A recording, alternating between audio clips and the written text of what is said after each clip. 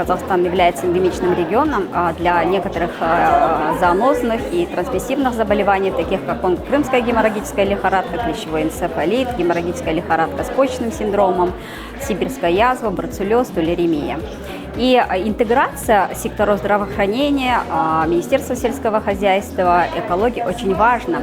И в Казахстане реализуется ряд продвинутых программ. Это как усиление лабораторного потенциала, усиление эпидемиологического надзора, это укрепление кадрового потенциала. И сегодня в рамках данной сессии обсуждалось вопросы взаимодействия стран Центральной Азии, Туркменистана, Таджикистана, Киргизии, Узбекистана и Казахстана.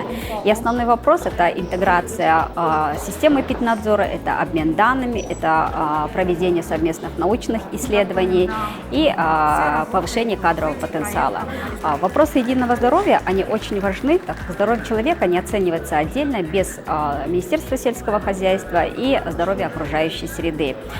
И поднятые вопросы на сегодня в рамках программы «Единое здоровье» они остаются актуальными и для нашей страны.